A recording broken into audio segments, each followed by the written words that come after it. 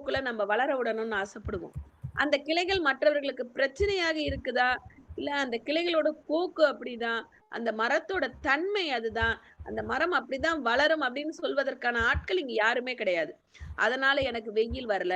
அதனால எனக்கு குப்பை விழுவுது. அதனால எனக்கு பல பிரச்சனைகள் வருது அப்படின்னு சொல்லிட்டு, அந்த மரத்தில் உள்ள கிளைகளை எவ்வாறு நாம் கட் பண்ணி விடுறோமோ, அதே மாரி ஒரு மனிதனுக்கு இருக்கக்கூடிய வெற்றிகளை எப்படி செஞ்சுருவோம் அப்படின்னா, இது அவங்க செஞ்சாங்க. அவங்களுக்கு ஒத்து வரல. உனக்கு எப்படி ஒத்து வரும்? இது அவங்களுக்கு சரிப்பட்டு வரல. உனக்கு எப்படி சரிப்பட்டு வரும்? அப்படின்னு சொல்லிட்டு மற்றவர்களுடன் தொடர்பு கொண்டு கொண்டே நம்மளுடைய வெற்றிகளை நாம் தள்ளி விடுகிறோம். ஏன் அப்படின்னா, யோசிக்கும்போது தான் 2 நாட்களுக்கு முன்னாடி இந்த புஸ்தகத்த படிக்கும்போது தான், அதுல இருக்கக்கூடிய கான்செப்ட் எனக்கு அழகாக தோன்றினது. குறிப்பா சொல்ல போனோம்னா, ஹெர்மோடிஸ் அப்படிங்கிறவரு ஒரு உயர்குடியில பொறந்திருக்காரு. அவரு பார்த்தா ஒரு பெரிய அவங்களோட இதுல பார்த்தா எல்லாருமே மூதாதையர்கள் எல்லாமே பிரபுக்களாகவே வலம் வந்திருக்காங்க.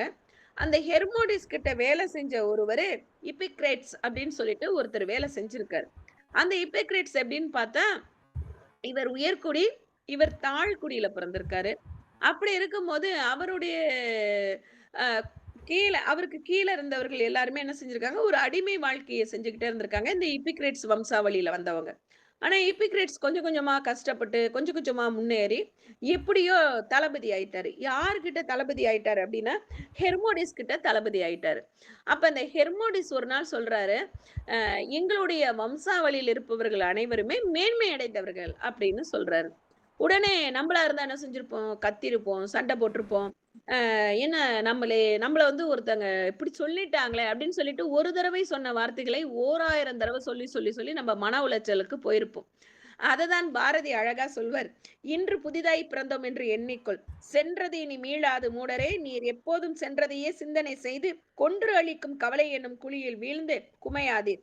சென்றதனை குறித்து வேண்டாம். இன்று புதிதாய் பிறந்தோம் என்று நீவீர். எண்ணமதை திண்ணமுறை இசைத்துக் கொண்டு தின்று விளையாடி இன்புற்று இருந்து வாழ்வீர். தீமையெல்லாம் அழிந்து போம் திரும்பி வாரா" அப்படின்னார். எதெல்லாம் உன்னை விட்டு போயிருச்சோ, நீ அத பத்தியெல்லாம் கவலைப்படாத. எது இருக்கோ, அத மட்டும் நெனச்சு நீ புதிதாய் பிறந்தாய் என்று தொடங்கு அப்படின்னு கூறியனவர் பாரதி. அந்த மாரி இந்த இமிகிரேட்ஸ் என்ன செஞ்சாரு அப்படின்னா, அந்த ஹெர்மோடிஸ் கிட்ட நீங்க மேன்மையான குடியில பிறந்தவங்க தான். உங்களுடைய வம்சாவளியில இருக்கக்கூடியவர்கள் எல்லாம் பல பிரபுக்களை சொந்தமாக கொண்டவர்கள் தான். ஆனால் நான் சாதாரண குடியில் பிறந்தவன் தான். ஆனால் உங்களுடைய வம்சாவளியானது உங்களுடன் முடிவடைகிறது.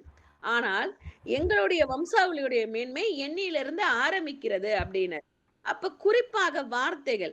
நான் எங்க பேசுறோம்? யார்ட்ட பேசுறோம்? எப்ப பேசணும்? எப்படி பேசணும்? ஏன் பேசணும்? எதுக்கு பேசணும்?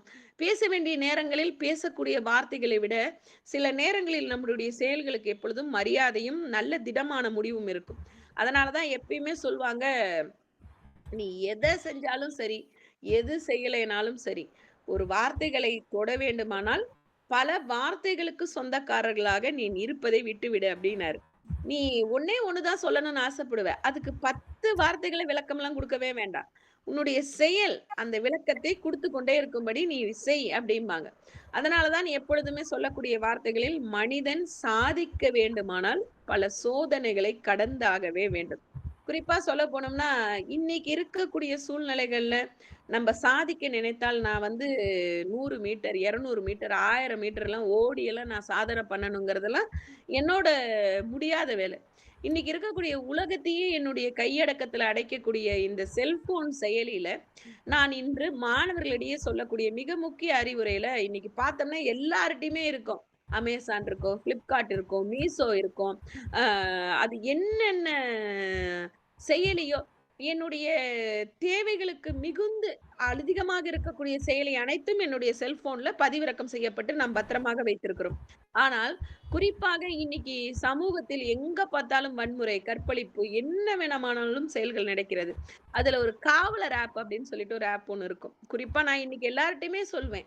"அந்த ஆப்ப நீ டவுன்லோட் பண்ணியிருக்கியாம்மா?" அப்படின்னு கேட்டா, அதெல்லாம் டவுன்லோட் பண்ணக்கூடிய குழந்தைகள் இன்று கடினமான இருக்காங்க.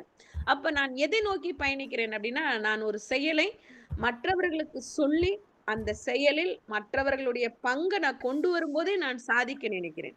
அப்போ ஒரு சமூகத்துல நான் எதெல்லாம் செய்யக்கூடாது அப்படின்னு நினைக்கிறதே ஒரு சாதனை. இன்னைக்கு ஒருத்தர காத்தால போயிட்டு சாயந்தரம் வரைக்கும் நான் ஒருத்தரோட சண்டை போடல. அவங்களோட மனச நோகடிக்கல. அவங்க கிட்ட எந்த பிரச்சனையும் வச்சுக்கல. இன்னைக்கு பொழுது நல்லபடியா போச்சா? அப்படின்னு நினைக்கிறதே சாதிக்க நினைத்தால் தான். அப்ப குறிப்பாக நான் எதை நோக்கி பயணிக்கிறேன் அப்படிங்கிறதோட, யாருடன் பயணிக்கிறேன் அப்படிங்கிறத பொறுத்து தான் நம்மளுடைய பயணத்துடைய வெற்றி அமையும் அப்படிம்பாங்க. அதனால தான் எப்பொழுதுமே சொல்லக்கூடிய வார்த்தைகள் இருக்கக்கூடிய தெளிவு 2 2 வார்த்தைகள்ல. சரி, ஆமாம், செஞ்சர்றேன், முடிச்சர்றேன் அப்படின்னு மட்டும் சொல்லுங்க அப்படிம்பாங்க. குறிப்பா இன்னைக்கு இருக்கக்கூடிய சூழ்நிலைகள்ல நம்ப பல பிரச்சனைகளுக்கு நடுவுல தான் பயணித்துக் கொண்டிருக்கிறோம். பல பிரச்சனை, பிரச்சனை, பிரச்சனைன்னு சொல்லக்கூடிய நாம், பிரச்சனைக்கான தீர்வுகள் அப்படின்னு கேட்டா, நாம் பிரச்சனைக்கான தீர்வுகள்ல இருந்து வெளில வரோமா அப்படின்னு பார்த்தா, அந்த தீர்வுகள்ல பழகி போயிர்றோம். சில சமயங்கள்ல சில தீர்வுகளை எடுப்பதற்கு பல மனிதர்களுடைய தொடர்புகள் தேவைப்படுது. அந்த தொடர்புகள்ல இருக்கக்கூடிய பிரச்சனைகள் என்ன அப்டின்னா, வார்த்தைகளில் தெளிவின்மாமை. அப்போ ஒரு மனிதன் தன்னுடைய முகங்களை மற்றவர்களுக்கு காட்ட வேண்டுமானால், அவன் முதலில் தன்னுடைய வார்த்தைகளில் தெளிவாக இருக்க வேண்டும். அதான் பாரதி அழகா சொல்வாரு. "மனதில் உறுதி வேண்டும், வாக்கினில் வாக்கினில் இனிமை வேண்டும்னா." நீ ஒருத்தர்ட்ட ஒண்ணு சொல்ற அப்டின்னாலே, நீ சொல்லக்கூடிய வார்த்தைகள்ல இனிமை இருந்தாலே நீ சாதிச்சிரலாம். அதனால தான் சின்ன குழந்தைங்ககிட்டலாம் சொல்லுவாங்க. "செருப்பு போட்டுக்கிட்டு வா, அப்பா கூட்டிட்டு போறேன்" அப்டிம்பாரு. அந்த குழந்தை அந்த செருப்பு போட்டுக்கிட்டு வரதுக்குள்ள அந்த அப்பா வெளில போயிருவாரு. குறிப்பா இத நான் நெறைய அனுபவிச்சிருக்கேன். எங்க அப்பாவ நான் வெளில கூட்டிட்டு போப்பா அப்டின்னு சொன்னேன்னா, "நீ போய் செருப்பு போட்டுட்டு வாம்மா, நான் நிக்கிறேன்மாம்பாரு." நான் செருப்பு போட்டு வரதுக்குள்ள எங்க அப்பா எங்க போவாருன்னே தெரியாது. அப்ப ஒரு வார்த்தைகள்ல வந்து எப்படியெல்லாம் மனிதர்கள் அந்த இடத்துல இருக்கக்கூடிய அது வந்து ஒரு ஏமாற்றம் தான். ஆனா, அந்த ஏமாற்றத்தை எப்படி மறைமுகமாக, நாசுக்காக சொல்லியிருக்காங்கன்னு நான் நிஜமாவே யோசிப்பேன். இன்னைக்கு நம்பலாம் கூட்டிட்டு போறியா? கூட்டிட்டு போ முடியாது. பட்டுன்னு சொல்லிர்றோம். ஆனால் அதில இருக்கக்கூடிய தேவைகள் உண்மதான். நே நேரடியா சொல்வது அப்படிங்கிறது ஒரு பெரிய விஷயம். ஆனால் அது மற்றவர்கள் மனதை பாதிக்காமல், நாம் சொல்லக்கூடிய கருத்துக்களை தெளிவாகவும், அழகாகவும், சுருக்கமாகவும் சொல்லக்கூடியதே பெரிய சாதனை. அ ஏன் சாதனைகள் நிகழ்த்தணும் அப்டின்னா, இன்னைக்கு எவ்வளவோ நம்ம பயணிச்சிருக்கோம். குறிப்பா ஒரு 50 வருஷத்துக்கு முன்னாடி எடுத்துக்கிட்டா, இன்னைக்கு இருக்கக்கூடிய சுதந்திரம் எங்க அம்மாக்கு இருந்திருக்காது. இன்னைக்கு காத்தால 5 மணிக்கும், 5:30 மணிக்கும் எழுந்திருச்சு, நான் இன்னைக்கு உட்காந்து, இன்னைக்கு இத்தன பேருக்கு முன்னாடி பேசக்கூடிய சுதந்திரம், அன்னைக்கு எங்க அம்மாக்கு கிடைச்சிருக்காது. அந்த 50 வருஷத்துக்கு முன்னாடி எங்க அம்மாவோட காலத்துல பார்த்தோம்னா, அவங்களுக்கு எந்தவித தொலைத்தொடர்பு சாதனங்களும் கிடையாது. குறிப்பா கிராமப்புறங்கள்ல இருக்கிறவங்களுக்கு ஒரு வாழ்க்கை முறையானது ஒரு நெறிமுறைகளோட வாழ்க்கை முறை. யாரோடையும் பேசக்கூடாது. எங்கேயும் போக்கூடாது. சாயந்தரத்துக்கு மேல வெளியில போக்கூடாது. இப்படிதான் இருக்கணும். அன்னைக்கு இருக்கக்கூடிய விதவை மறுமணங்கள்லாம் கிடையவே கிடையாது. கைம்பெண் நிலைகளை பற்றி நாம் சொல்லவே வேண்டாம். தீண்டாமை ஒழிப்பு அப்படிங்கிறது இருந்தது. அதுக்கப்புறம் உடன்கட்டை ஏறுதல் இருந்தது. இதையெல்லாம் யாரோ ஒருத்தர் தான் போராடி நம்மள கொஞ்சம் வெளியில கொண்டு வந்திருக்காங்க.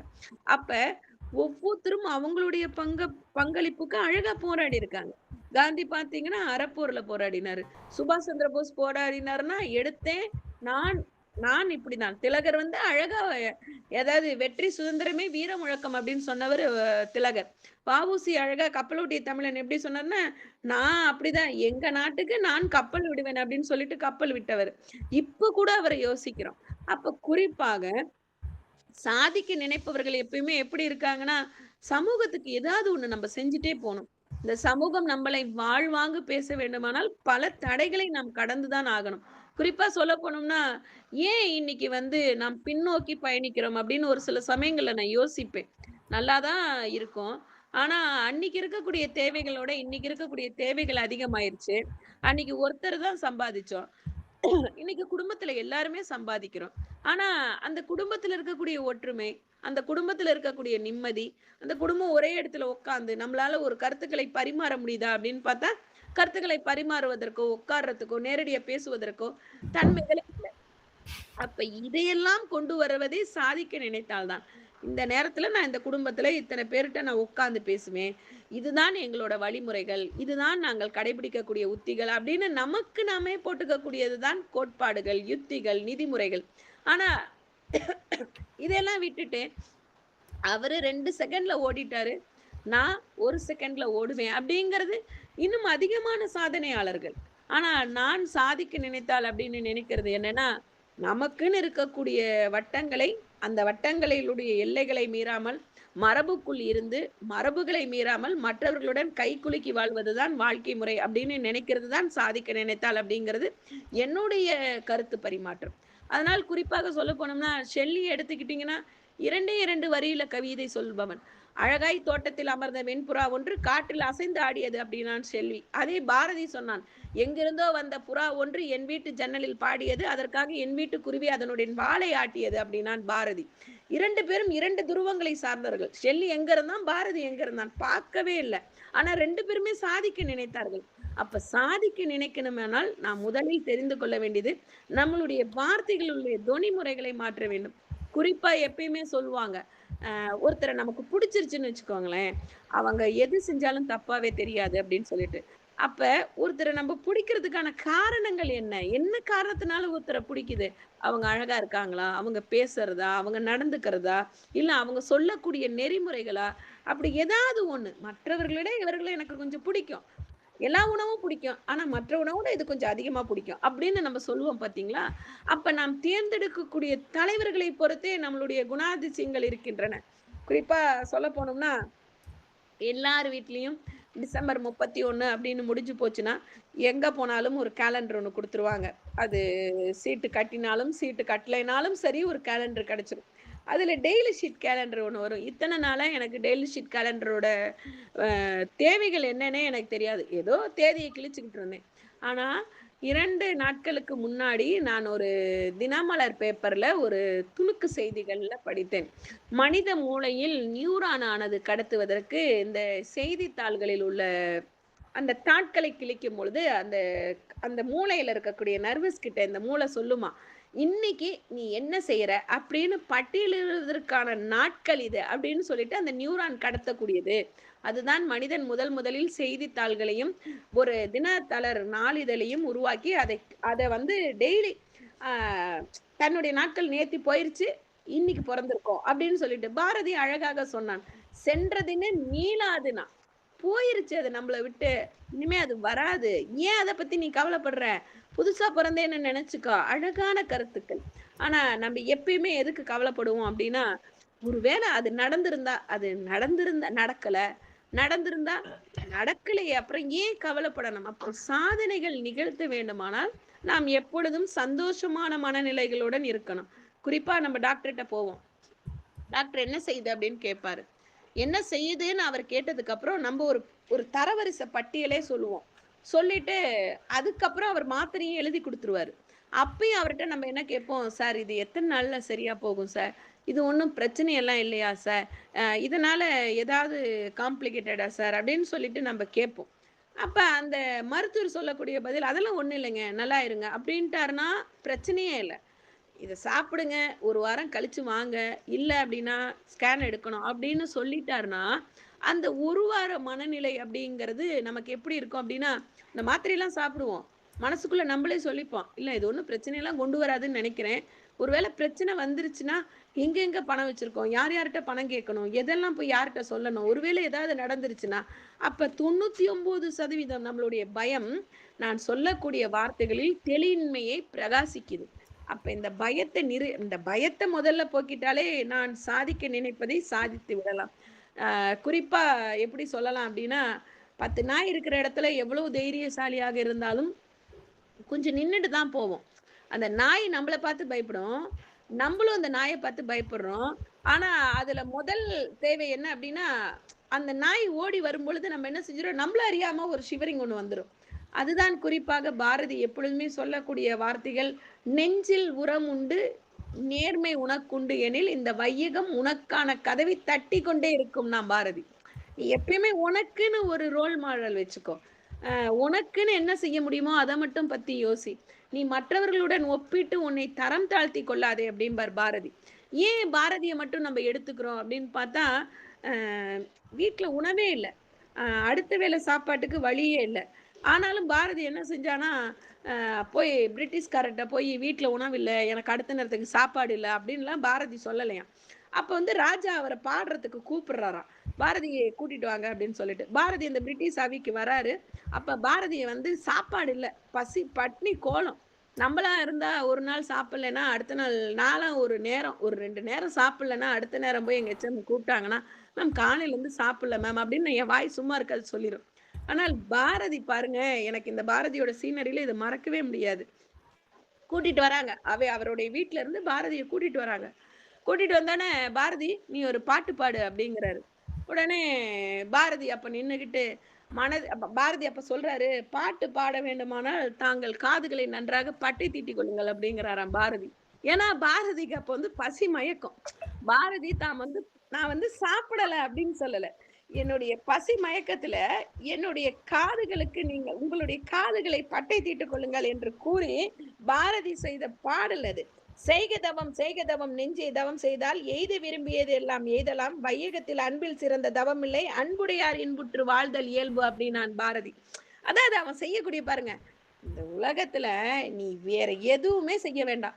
நீ தவமா இரு. எது தவம்? நீ மற்றவர்களிடத்தை எப்படி பேசுறியோ, மற்றவர்களிடத்தில் நீ எதை சாதிக்க வேண்டும் என்று நினைக்கிறியோ, மற்றவர்களுக்கு நீ எதை சொல்ல வேண்டும் என்று நினைக்கிறியோ, அது உன்னுடைய வார்த்தைகளில் தெளிவாக சொல்லுனான். ஆனால் பாரதிக்கு வயிற்றுல அன்னைக்கு சாப்பாடு இல்ல. இருந்தாலும் பாரதி அதை அழகாக சொன்னான். உடனே அவர் கேட்கிறாரு, "என்ன பாரதி நான் ஏதாவது பாடல் பாட சொன்னா, நீ திடீர்னு தவத்த பத்தி பாடுற, அன்ப பத்தி பாடுற" அப்படின்னாரு. அப்ப பாரதி உடனே இத பாடி முடிச்சோனே, அப்ப அவையில இருக்கிறவர்ட்ட சொல்றாராம். ஒரு மனிதன் சராசரியாக தன்னுடைய குரல் வளைகளை எழுப்பும்போது, அந்த குரல் தன்னுடைய அடி வயிற்றிலிருந்து வருகிறதா, தொண்டையிலிருந்து வருகிறதா, அல்லது அவனுடைய நாவிலிருந்து வருகிறதான்னு ஒரு அரசனானது கவனிக்கணும். ஆனால் பிரிட்டிஷ் பேரவையில் லட்சக்கணக்கான மக்களை துன்புறுத்திய நீங்கள், என்னுடைய அடி வயிற்று பகுதியிலிருந்து வந்த பாடலின் ஏக்கம் தங்களுக்கு புரியவில்லை. இதற்கு மேல் என்னை அடிமைப்படுத்துவதில் உங்களுக்கு சாசனம் இல்லை நான் பாரதி. ஆனா இன்னைக்கு நம்ம என்ன செய்றோம் அப்டின்னா, பெரிய பெரிய தலைவர்கள் எல்லாம் பார்க்கிறோம். ஆனால் அந்த தலைவர்கள் கிட்ட இருக்கக்கூடிய ரோல் மாடல் ஏதாவது எடுக்கிறோமா அப்படின்னு பார்த்தா, எனக்கு இவர புடிக்கும் அப்படின்னு சொல்ல தெரிஞ்ச நம்மளால, இவர மாதிரி இவர்ட்ட இருந்து நான் இதை கற்றுக்கொண்டேன் என்று நாம் நினைத்துக் கொள்கிறோமோ, அன்றே நான் வாழ்வதில் மிக சிறந்த அறங்கள் பிரகாசிக்கின்றன. அதனால தான் குறிப்பாக இன்னைக்கு நம்ம சொல்லக்கூடிய வார்த்தைகள்ல, சின்ன வயசுல சைக்கிள் ஓட்டும்போது பல காயங்களை சுமந்து இருக்கோம். கீழ விழுந்து, அடிபட்டு, மேல வந்து இன்னைக்கு மிகப்பெரிய பதவியிலலாம் இருப்போம் நம்ப. ஆனால் சில நேரங்களில் சில மனிதர்களுடன் பழகுவதில் நாம் முன்னுக்கு பின் முரணாயிருவோம். எப்ப பார்த்தாலும் என்ன ஏதாவது குறை சொல்லிக்கிட்டு, எப்ப பார்த்தாலும் என்ன ஏதாவது திட்டிக்கிட்டு, எப்ப பார்த்தாலும் ஒரு ஒரு கலகலமே இல்ல அப்படின்னு சொல்லிட்டு இருக்கக்கூடிய மனிதர்களுக்கு நடுவுல யாரோ என்னமோ சொல்லிட்டு போறாங்க. நான் இவ்வளதான். குறிப்பா அத நல்லா பார்க்கும் பொழுது, கவிஞர் மேத்தாவோட என்ன சொல்றது? கவிதை தொகுப்புல வந்து எப்படி சொல்லுவாருன்னா, "சாக்கடையில் நான் நிற்பதற்காக யோசிக்கிறேன். ஆனால் சாக்கடையில் கூடு கட்டி வாழ்கிறது அங்கு இருக்கக்கூடிய கொசுக்கள்" அப்படிம்பாரு. சாக்கடை பக்கத்துல போறதுக்கே நம்ம யோசிக்கிறோம். ஆனா, இந்த சாக்கடையில கூடு கட்டி வாழுது கொசுக்கள் அப்படிம்பாரு. அப்ப ஒவ்வொருத்தருடைய கண்ணோட்டங்கள் பாருங்க. நம்ம என்ன சொல்றோம்? "ச்சீ நாத்தடிக்குதுங்கிறான்." ஆனா, அந்த நாத்தத்துல அழகா கவிதையில இருக்காரு பாருங்க மேத்தா. அப்ப எதை எவ்வாறு நோக்குகிறோம் என்பதோட அந்த சாக்கடைய கூட அழகா கொண்டு வந்து ஒருத்தன் சொல்லியிருக்கான் அப்டின்னா, அப்ப அந்த வார்த்தைகள் இருக்கக்கூடிய தொனிகளை நான் ரசிப்பேன். கடை. அப்டிங்கிறது பெரியது. கடை அப்டிங்கிறது உலகத்துல இருக்கக்கூடியது. அப்ப வேறு எந்த இடத்திலும் இருக்கக்கூடிய கழிவுகளை அழகாக ஓரிடத்தில் கொண்டு வந்து கொட்டுவதற்கு பேரு தான் சாக்கடை. அது தமிழ்ல அழகா இருக்கும். அதனால தான் குறிப்பா இன்னைக்கு இருக்கக்கூடிய மொழிகளிலே யாமறிந்த மொழிகளிலே சிறந்த மொழி தமிழ் மொழி என்பேன் அப்டின்னாரு. அதே மாதிரி அ இன்னொரு கவிதை ஒண்ணு சொல்லும் பொழுது, ஒரு மனிதன் தன்னுடைய உயரத்திற்கு ஏற்ப உடைகளை அணிகிறான். ஆனால் தன்னுடைய வளர்ச்சிக்கு ஏற்ப வார்த்தைகளை அணிகிறானா? அப்படின்னு சொல்லிட்டு ஒரு 2 நாளைக்கு முன்னாடி ஒரு பௌர்ணமி நிலவு அப்படின்னு சொல்லிட்டு ஒரு புஸ்தகத்துல படித்தேன். அப்பதான் நான் யோசிப்பேன். அழகான வார்த்தைகள் இல்ல. அப்ப சாதிக்க நினைக்கணும் அப்படின்னால், என்னுடைய வார்த்தைகள் இருக்கக்கூடிய தொனிகளை நான் சற்று சொல்லக்கூடிய வார்த்தைகள்ல தெளிவா, நெளிவா, அழகா, தேனில் ஊறிய அப்படிம்பாங்க. எம்முடைய மொழியானது தேனில் ஊறிய பலாசுலை போல் அப்படிம்பான். பலாசுலைனாலே நல்லாருக்கும். அதுல இன்னும் தேன் தொட்டு சாப்பிடுற மாதிரி, நம்மளுடைய வார்த்தைகளை நாம் எந்த அளவு அழகாக, சுருக்கமாக, தெளிவாக, மறுபடியும் இவங்க இன்னும் கொஞ்ச நேரம் பேச மாட்டாங்களா? மறுபடியும் இவங்கள நாம் சந்திக்க மாட்டோமா? மறுபடியும் இவங்க கிட்ட நம்ம அறிவுரை கேட்க மாட்டோமா? மறுபடியும் இவங்க சொல்லக்கூடிய கருத்துக்கள் நம்மளை அடுத்த நிலைக்கு கொண்டு செல்லாதா? அப்படின்னு சொல்லக்கூடிய கருத்துக்களை இருக்கிறவர்களுடைய சேருவதே இன்று சாதனையாக நான் நினைக்கிறேன். ஏன் அப்படின்னா, "உனக்கு இதெல்லாம் ஒத்து வராது" அப்படின்னு சொல்ற மக்களுக்கிட்ட, "இது செய்" அப்படின்னு சொல்ற மக்கள் இருக்கிறவங்க இருக்காங்க. சரிப்பட்டு வராது. யாருக்கு சரிப்பட்டு வராது? அவங்களுக்கு அது சரிப்பட்டு வராது. எனக்கு சரி பட்டு நான் வரணும். எனக்கு பட்டுருச்சு சரின்னு நான் செய்கிறேன். அப்படின்னு சொல்லக்கூடிய மனிதர்களை உருவாக்கணும்னு நினைக்கிறது தான் நான் சாதிக்க நினைப்பது. அதனால் அ எவ்வளவு வேணாலும் சம்பாதிக்கலாம். எவ்வளவு வேணாலும் நாம் லட்சியங்களை ஏற்படுத்திக் கொள்ளலாம். ஆனால் லட்சியங்களை ஏற்படுத்துவதற்கு முன்னால் பல லட்சங்களை சம்பாதிக்கணும் நோக்கத்தை விட்டுட்டாலே லட்சியங்கள் நிறைவேற்றலாம் அப்படிங்கிறது என்னுடைய கருத்து. அ எங்க அப்பாலாம் கூட்டு குடும்பத்துல இருந்துட்டாரு. ஆனா இன்னைக்கு குடும்பம்ங்கிற அமைப்பு பார்த்தீங்கன்னா, எப்படி இருக்கு அப்படின்னா, ஆளுக்கு ஒரு ஃபோன்.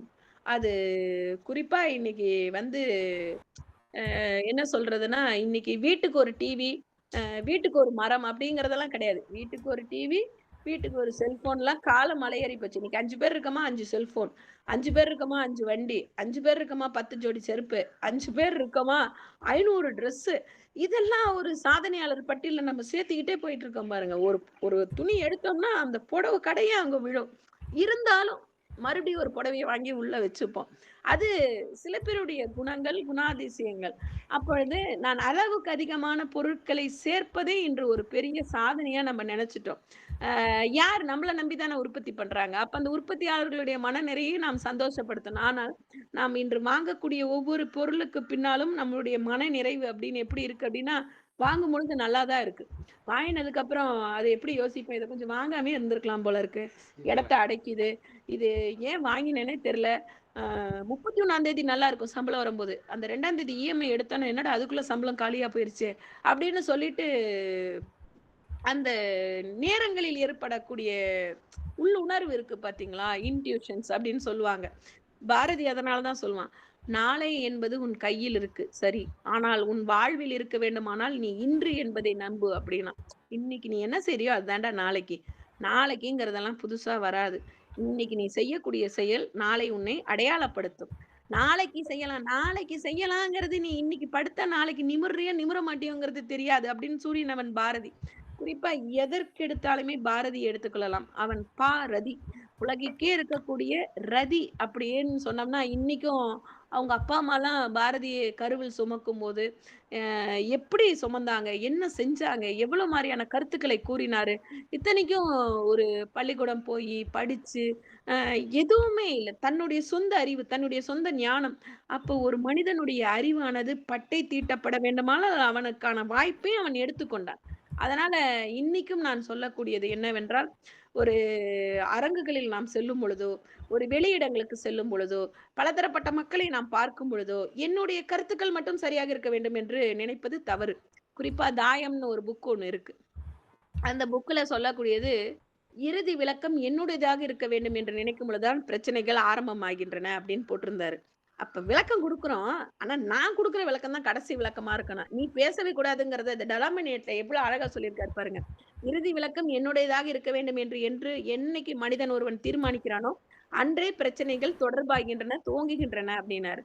அதனால் நாம் பிரச்சனைகளை சமாளிப்பதும், பிரச்சனைகளை தள்ளி வைப்பதும், பிரச்சனைகளிலிருந்து தீர்வுகளை பார்ப்பதும், பிரச்சனைகளுக்கே ஒரு பிரச்சனைகளாக பல தீர்வுகளை சொல்வதும், ஆ இன்று சாதனையாளர்கள் நிகழ்த்துவதற்கு ஒரு சராசரி மனிதனுடைய ஆயுதம் அவனுடைய வார்த்தைகள். அந்த வார்த்தைகளில் அழகாகவும், தெளிவாகவும், உச்சரிப்பு மிக்கதாகவும், எது இல்லன்னா கூட மனிதன் வாழ்ந்துடலாம். ஆனால் ஒரு மனிதன் அழகாக வாழ வேண்டுமானால், அவன் சொல்லக்கூடிய வார்த்தைகள் தெளிவாக இருக்கணும். இதுக்கப்புறம் வேற வார்த்தை இல்ல. இதுதான் அந்த ஃபைனல் வார்த்தை. அந்த இதுக்கு மேல வார்த்தை இருக்கா?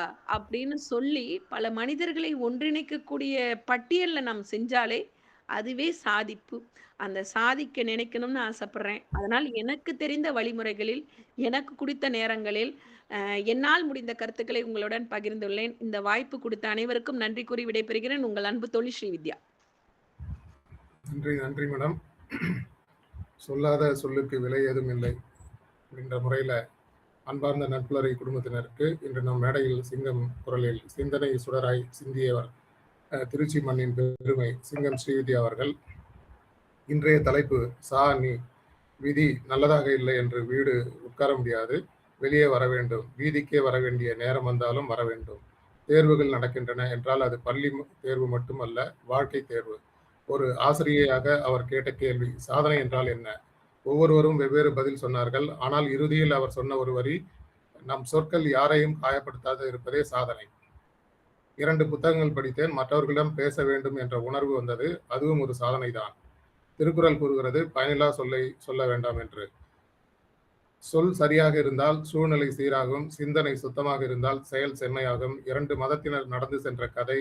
ஒருவர் புகைப்பிடிக்கலாமா என்று கேட்டார், வேண்டாம் என்றார் குரு. மற்றொருவர் தியானிக்கும் போது புகைப்பிடிக்கலாமா என்று சரி என்றார். சூழ்நிலை மாறினால் சொல்லின் பொருள் மாறும். வார்த்தையின் தெளிவு வெற்றியின் திறவுகோல்.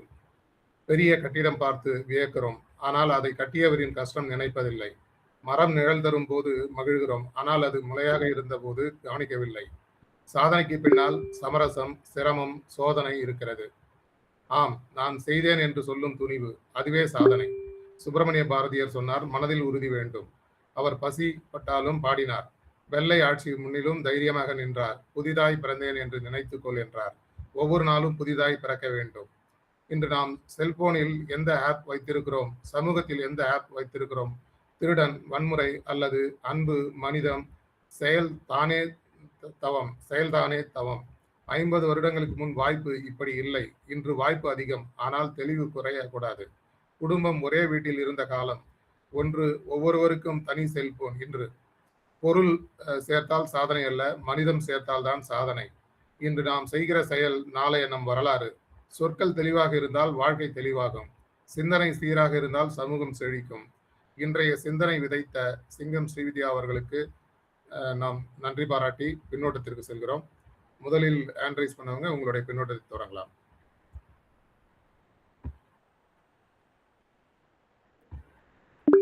நன்றி. அனைவருக்கும் வணக்கம். ஸ்ரீவித்யா அவர்களுடைய உரை ரொம்ப சிறப்பா இருந்தது. ஒருத்தர்கிட்ட காலையில எழுந்து வீட்டுக்கு திரும்பி வர்றதுக்குள்ள தப்பான வார்த்தைகளை பேசாம இருந்தா ஒரு சாதனைன்றது உண்மைதான். ஏன்னா நம்ம காலையில இருந்து வேலைக்கு போற நாட்கள்லயும் சரி, சும்மா நாங்கெல்லாம் இப்போ ரிட்டையர் ஆயிட்டு இருந்தாலும் கூட நிறைய மனிதர்களை பார்க்கிறோம். நிறைய அவங்களோட பரிமாற்றங்கள் இருக்கு. கருத்து பரிமாற்றங்களோ இல்லை நம்ம இப்ப இருக்கிற சுச்சுவேஷனுக்கு ஏற்ற மாதிரி சில வேலைகள் நடக்குது. அப்ப பரிமாறும் பொழுது அவர்கள்ட்ட சரியான பதில் கிடைக்கலன்னாலும் சரி, வேலைகள் நடக்கலைன்னாலும் சரி, நம்மளால சில சமயம் வார்த்தைகளை தவற விட்டுறதுக்கான வாய்ப்பு இருக்கு. அதனால தவற விட்டுட்டோம்னா அதுக்கப்புறமா நம்ம அதை நினைச்சு வருந்துகிட்டே இருப்போம். ஸோ அந்த மாதிரியான வார்த்தைகளை தவற விடாமல் இருப்பதே சிறந்த ஒரு சாதனையா அவங்க சொன்னதை ரொம்ப அருமையான ஒரு இதுதான். ஏன்னா அது ரொம்ப கஷ்டமான ஒரு விஷயமா தான் இருக்குது. அந்த மாதிரி இருக்கிறதுனால அது சாதனை. எது ஒன்று நடப்பதற்கு கொஞ்சம் கஷ்டமா இருக்கும், அதுவே ஒரு நடந்து முடியும் பொழுது அது சாதனையா மாறக்கூடியது.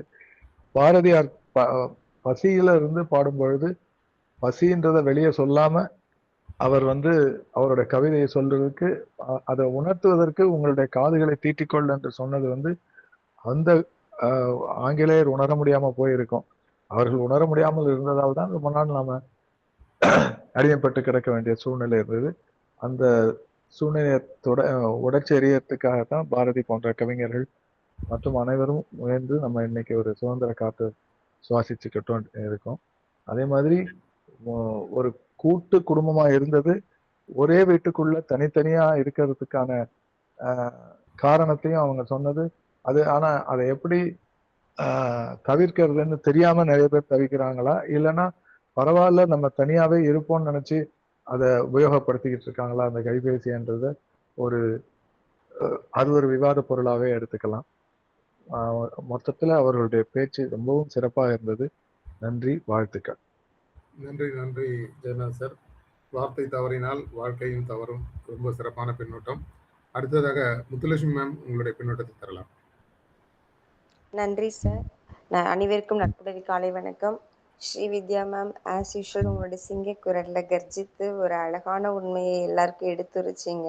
சாதிக்க நினைத்தால் அதுல எது சாதனை எது சாதனைன்னு கேள்வி கேட்டு அந்த ஒரு ஆழமான கருத்து மேம். ஒருத்தங்களை வந்து இன்னைக்கு நாள் முழுவதும் நான் யாரையுமே காயப்படுத்தலை அப்படின்னா அது எவ்வளோ பெரிய சாதனை அப்படிங்கிறது அது உண்மையிலேயே அனுபவிச்சு அந்த நாள்ல நம்ம வந்து எத்தனையோ பேரை எத்தனையோ சுச்சுவேஷன்ல நம்ம சந்திப்போம்.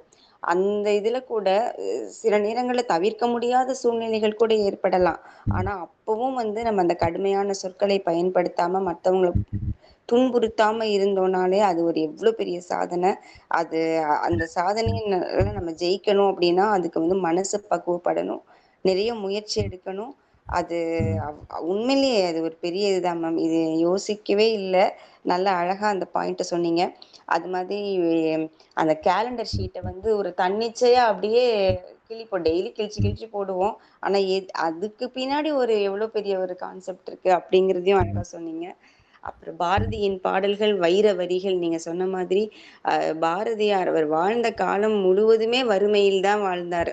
அந்த வறுமையில உணவின்றி அவர் எழுதிய அத்தனை கவிதைகளும் பல பேருக்கு இன்னைக்கு உணவளிச்சிட்டு இருக்கு அப்படிங்கிறது தான் அதுல உண்மை. அந்த அந்த வலிமை, அவருடைய வலிமை வார்த்தைகள்ல அப்படி நீங்க சொன்ன அந்த பேக்ரவுண்டை நினைக்கும் போது இந்த பாட்டுக்கு பின்னாடி இப்படி ஒரு பேக்ரவுண்ட் இருந்ததா அப்படின்னு கண்ணில் தண்ணி வர வச்சது. செய்கதவும் செய்கதவும் நெஞ்சே தவம் செய்தால் எய்த விரும்பியதை எய்தலாம், வையகத்தில் அன்பு சிறந்த தவம் இல்லை, அன்புடையார் இன்புற்று வாழ்தல் இயல்பு. இந்த அளவுக்கு வந்து வறுமையில இருக்கும்போது ஒருத்தரால பாட முடியணும்னா அவரோட மனதுல இருக்கிற வைராகியம் வந்து அதுல வெளிப்படுது. அந்த அளவுக்கு பாரதி வந்து இன்னும் மனசுல நினைச்சிருக்குதுன்னா அந்த சுயநலமற்ற சமூகத்தை சார்ந்த அவருடைய சிந்தனைகள் தான் அப்படிங்கிறத இன்னைக்கு எடுத்து சொன்னீங்க. இந்த மாதிரி நிறைய எக்ஸாம்பிள் சொன்னீங்க. உங்களுடைய வரிகள் ஒவ்வொன்றும் எங்க மனசுல இப்போ நிலைச்சிருக்குது.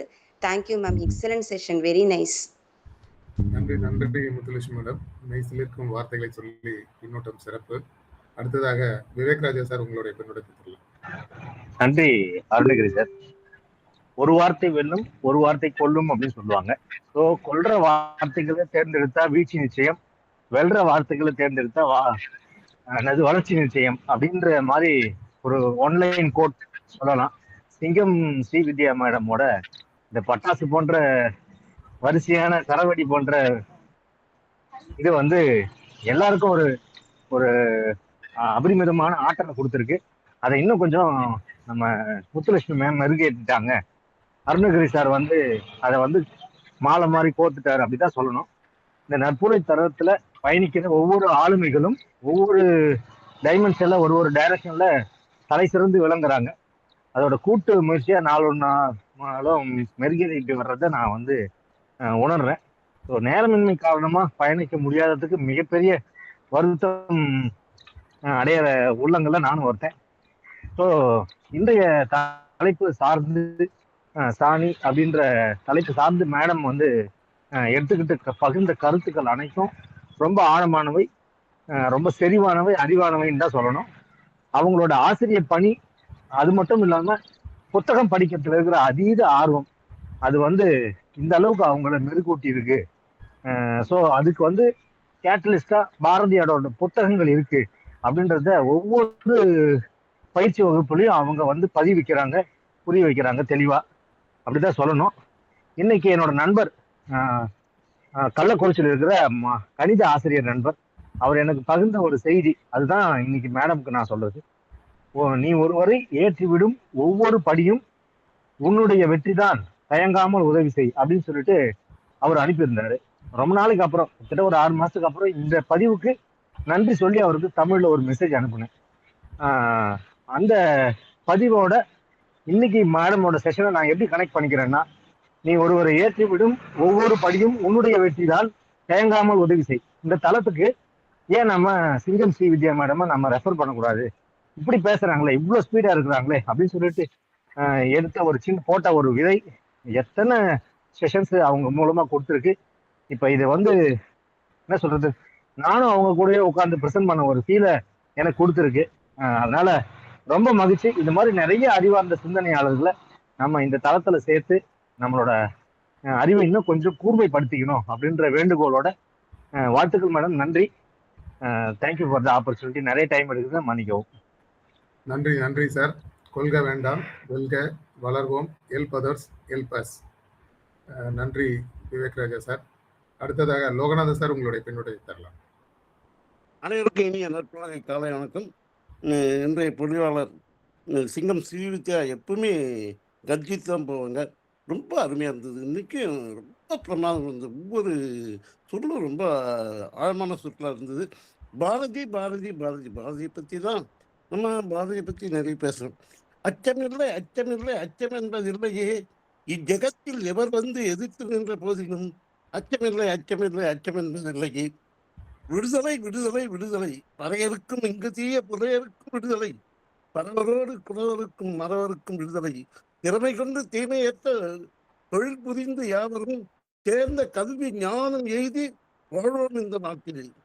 வார்த்தை தவறிவிட்டால் கண்ணம்மா மார்பு துடிக்குதடி, பார்க்கும் இடமெல்லாம் பாவம் தெரியுதடி. ரொம்ப அருமையா இருந்தது. பாரதி பாரதி பாரதி. ரொம்ப நன்றி ஐயா. அனைவருக்கும் நன்றி நன்றி நன்றி ஐயா. நன்றி நன்றி சார். உங்களுடைய வரிகள் வைர வரிகளுக்கு நன்றி. பாரதியோட வைர வரிகளை இங்கே பதிவிட்டதற்கு. அடுத்ததாக ரமேஷ் சார் உங்களுடைய பின்னோட்டத்தை தரலாம். நன்றி அருணகிரி சார். அருமையான ஒரு செஷன்.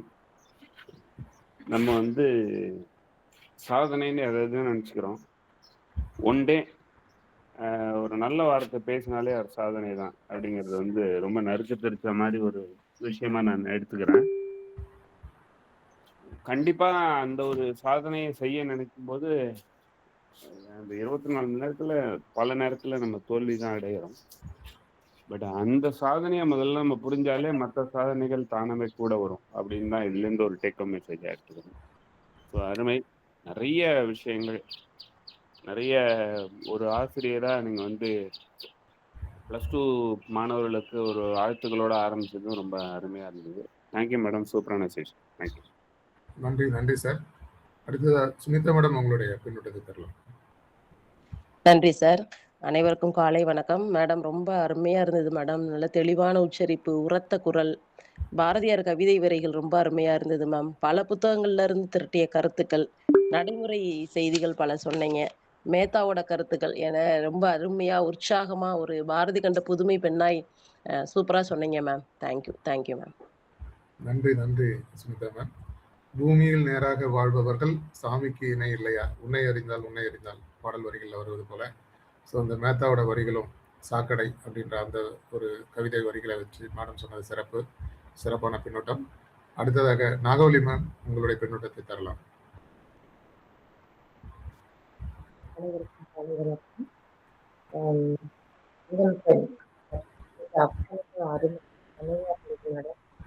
வார்த்தை மட்டும் உண்மை. ஏன்னா நம்ம இனிமையான சொல்லு கேட்பதுங்கிறதே யாரும் கிடையாது. நிறைய பேரை பார்க்கும்போது பார்த்தீங்கன்னா அனுபவிக்கிற மாதிரி இருக்கு சில விஷயங்கள்.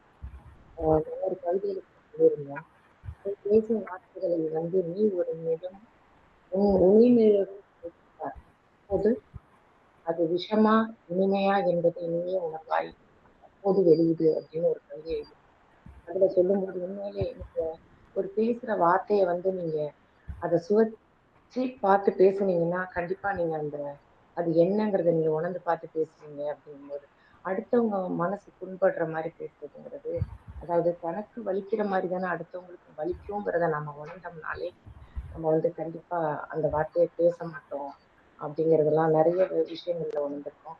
அதை நீங்க ஒரு சாதனையா நீங்க சொன்னது பார்க்கும்போது எவ்வளோ ஒரு அற்புதமான விஷயம். நாம இன்றைய பொழுதை நம்ம எப்படி கழிக்கிறோங்கிறத விட அடுத்தவங்களுக்கு ஒரு ஒரு நல்ல வார்த்தைகளை பேசி நம்ம இனிமையான பொழுதை கழிச்சிருக்கோங்கிறதே ஒரு சாதனைங்கிறதே எக்ஸலன்ட் மேம். நீங்க பேசின பாரதியோட வார்த்தைகளும் சரி, கருத்துக்களும் சரி, அத்தனையும் ரொம்ப அருமையா இருந்தது. வாழ்க வளர்க. வாழ்க. நன்றி நன்றி நாகவலி மேம். அடுத்ததா மஞ்சுளா மேம் உங்களுடைய பின்னோட்டத்தை தரலாம். Yes sir. Most respected to all, very happy morning. Hello ma'am, very special good morning to you. Super ma'am, nice. எல்லாமே பக்காவாக ஐயாக்கள் எல்லாம் உங்களுக்கு ஃபீட்பேக் கொடுத்தாங்க இல்லையா, அத்தனையும் உங்களுடைய ரிஃப்ளெக்ஷன் ஆஃப் வேர்டு ரொம்ப சூப்பராக இருந்தது. ஒரே ஒரு விஷயத்த மட்டும் நான் கடைப்பிடிக்கிறேன் உங்கள் இதில் இருந்து. மற்றவங்களை எப்படி காயப்படுத்தாமல் போகணும் அப்படிங்கிறது வந்து இது ஒரு மிகப்பெரிய ப்ராசஸ் தான். அப்படி போனால் அதுவே ஒரு பெரிய சாதனைன்னு நீங்கள் குறிப்பிட்டிருக்கீங்க இல்லையா? நான் இன்னையிலேருந்து இந்த நிமிஷத்துலேருந்து கண்டிப்பாக அதை நான் ட்ரை பண்ணணும் அப்படின்னு நினைக்கிறேன். ஏன்னா எல்லாரும் என்னையும் சொல்லுவாங்க, ரொம்ப பேசுகிறேன்னு எங்கள் வீட்லேயும் எல்லாரும் என்ன இப்படி தான் இக்னோர் பண்ணுவாங்க. நான் ட்ரை பண்ணுறேன் ma'am. I learn that from you. Thank you ma'am. Thank you so much. வாழ்த்துக்கள் மேம். Thank you to all. நன்றி நன்றி மஞ்சுளா மேம். ஸோ இன்னைக்கு ஒரு ரெசல்யூஷனே எடுத்தாச்சு. நன்றி மேம். Yes sir. அடுத்ததாக மில்டன் ராஜசேகர் சார். சரி, வணக்கம் சார். நன்றி அருண்கிரி சாருக்கும் இந்த அமைப்புக்கும். நித்தம் நவமென சுடர் தரும் உயிர் கேட்டேன்றாரு. விசையுறு பந்தினை போல் உள்ள வேடியபடி செல்லும் உடல் கேட்டேன், நசையரு மனம் கேட்டேன், நித்த நவமெனும் சுடர் தரும் உயிர் கேட்டேன். அதாவது உடலை பற்றி சொல்றாரு, மனசை பற்றி சொல்றாரு, உயிர் ஆவியை பற்றி சொல்றாரு. ஸோ இது மூன்று கேட்ட ஒரு கேட்டு அதை பெற்றிருக்கிறார் ஒன்று. அதே போல ஜெயகாந்தன் சொல்றத ஞாபகம் வந்தது மேடம் பேசும்போது. என்னன்னா வந்து அவர் கற்ற அனைத்தும் பாரதி தமிழ் தான் தந்தது அப்படின்ற ஜெயகாந்தன். பாரதிதாசன் சொல்றாரு எல்லாம் அவர் கலவைக்கில சொல்றாரு. எதுக்காக பாரதியார் பின்னாடியே போயிட்டு இருக்கேன்னு ஒருத்தர் கேட்குறாங்க. நீ வந்து அதாவது வந்து என்ன சொல்றது, நீ வந்து பகுத்தறிவு பிரச்சாரம் பண்ற ஆளுங்க, நீ வந்து எதுக்கு அங்க போற அப்படின்ற மாதிரி. அதுக்கு அவர் சொன்னாரு, எல்லாமே எனக்கு அவர் கிடைத்த ஞானம் எல்லாமே அந்த ஐயர் போட்ட பிச்சை அப்படின்றார். ஸோ அது போல இந்த பாரதியை வந்து இன்னும் நம்ம வந்து புதுப்பிக்கணும், நம்ம உயிர்ப்பிக்கிறான்றத வந்து நம்ம தொடர்ந்து படிக்கணும். அது வந்து அந்த ஆற்றல் ஆட்களத்தில் நம்ம நிற்கணும்னு தான் மேடம் மூலமா நான் புரிஞ்சுக்கிறேன். அந்த தமிழ் வந்து மேலும் நம்மளை உற்சாகப்படுத்தட்டும். நம்முடைய உயிர்ல உடல்ல நம்ம ஆற்றல் களத்துல அந்த தமிழ் கலக்கணும் அப்படின்ற மேடத்தினுடைய அந்த சிறப்பு பேச்சு வந்து நம்மளை மீண்டும் உற்சாகப்படுத்துகிறது என்று கூறி அரவிந்தின் அன்னைக்கு என்னுடைய வணக்கத்தை தெரிவித்துக் கொள்கிறேன். நன்றி, வணக்கம். நன்றி நன்றி சார். சிறப்பு. தலைமை புரட்சிக்கு தலைமை தேவையில்லை, உணர்ச்சியும் தன்னெழுச்சியும் மட்டுமே தேவை. அப்படி இருந்தால் எந்த துறையாக இருந்தாலும் ஒருவர் புரட்சி செய்ய முடியும். அதுதான் பாரதிதாசனுடைய வரிகளும் சொல்லும். நன்றி சார், மிக சிறப்பு. அடுத்ததாக நாம் இன்கால் மெசேஜ் போகிறோம். நட்புலரிக்கு தினம் வருவது சாதனை. சேகர் நாமக்கல் சார், இனிய நட்புலரி வணக்கம். விவேக் ராஜா சார், பா ரதி மிக அருமை. Venkatraman sir, awesome speech ma'am. Lavanya Manimuth ma'am, very nice session, thank you ma'am, have a nice day all of you. Shanmuga Veeramani sir, super session sister with Bharathiyar quotes, thank you, வாழ்க வளமுடன். Ramya Kamalraj ma'am, wonderful session ma'am, daily calendar thought is very impressive, வாழ்க வளமுடன். Kannan Rajan sir, நம் கலாச்சாரம் இவர்கள் நம்மை தங்கள் சொந்த பிள்ளைகளாகவே பார்க்கிறார்கள் என்று கற்றுக் கொடுக்கிறது.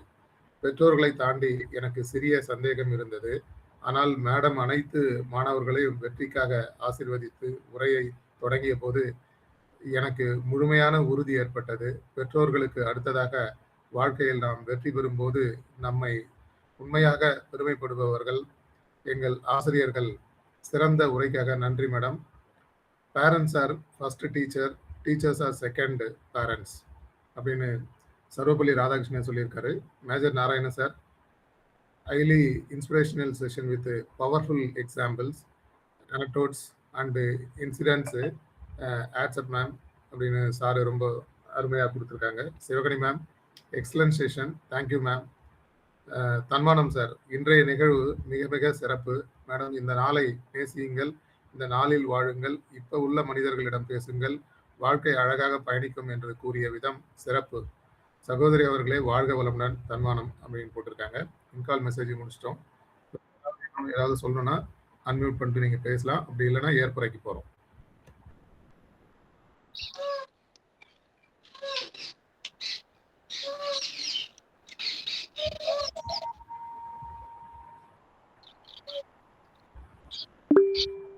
விவேக் சார்.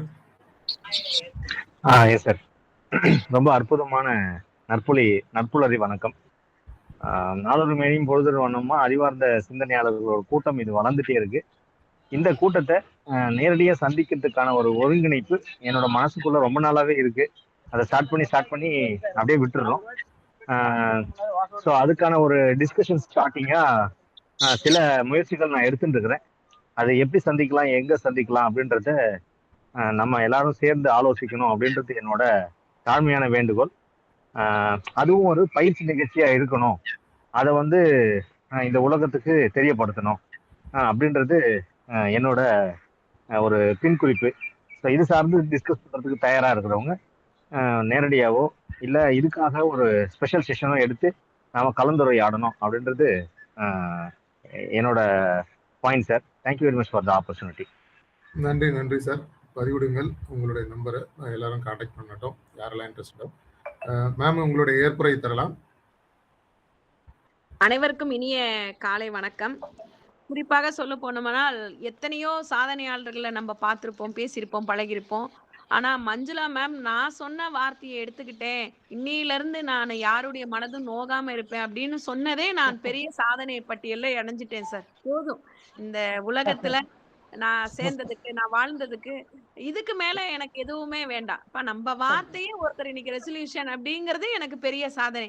குறிப்பா சொல்ல போனோம்னா பாரதியுடைய கருத்துக்களை கூறி இனித நிகழ்வுடன் இனிதாக என் உரையை முடித்துக் கொள்கிறேன். காற்றுக்கு காது நிலை, சிவனுடைய காதிலே காற்று நிற்கிறான். காற்று இல்லாவிட்டால் சிவனுக்கு காது கேட்காது. காற்றுக்கு காதில்லை, அவன் செவிடன். காதுடையவன் இப்படி இரைச்சல் இடுவானா? காதுடையவன் மேகங்களை ஒன்றோடு ஒன்று மோதவிட்டு இடிக்க இடிக்க சொல்லி வேடிக்கை பார்ப்பானா? காதுடையவன் கடலை கலக்கி விளையாடுவானா? காற்றை, ஒளியை, வலிமையை வணங்குகிறோம். அதுபோல் இந்த காற்றின் ஒளி உதவியுடன் உங்கள் முன்னிலையில் இந்த காற்று இல்லை, இந்த காற்றுல வரக்கூடிய அலைக்கற்று இல்லை, இந்த அலைக்கற்றின் வழியாக இந்த ஒளிக்கற்றுகளை அழகாக வாரி அமைத்த நற்புலரிக்கு நன்றி கூறி விடைபெறுகிறேன். உங்கள் அன்பு தோழி ஸ்ரீவித்யா. நன்றி நன்றி மேடம், மிக சிறப்பான ஏற்புரை. இந்த இனிய நிகழ்வு இன்று உலகம் மிக மோசமான ஒரு சூழலில், போர் சூழலில் இருக்கிறது. அதற்காக உலக மக்களுக்காகவும் நட்புலரி உறவுகளுக்காகவும் இந்த இயற்கை வேண்டுதலோடு இந்த நிகழ்வு இனிதே நிறைவுறுகிறது.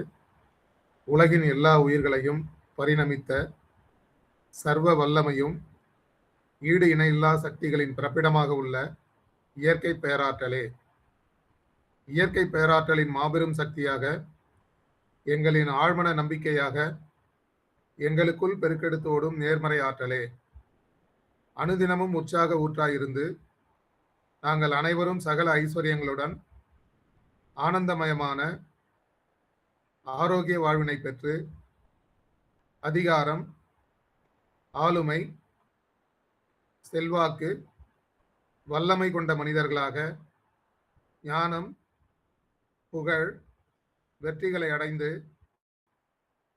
நாங்களும் எங்கள் குடும்பமும் பரிபூர்ண திருப்தியுடன் நிறைந்த செல்வ செழிப்புடன் மிகவும் நிம்மதியான வாழ்வினை வாழ்ந்து வருகிறோம். எங்களுக்கு நிம்மதியான வாழ்வினை அளித்த இயற்கை பேராற்றலின் பெருங்கருணைக்கு எங்களின் மனமார்ந்த நன்றி, எங்களின் உணர்வுபூர்வமான நன்றி, எங்களின் ஆத்மார்த்தமான நன்றி. நன்றி நன்றி நன்றி. இவன் தொண்டைமண்டலம், ஆர்ப்பாக்கம், ரிச் வி அருணகிரி. நன்றி. நன்றி ஐயா. இவன் ஜெய்ப்பூர் மில்டன்.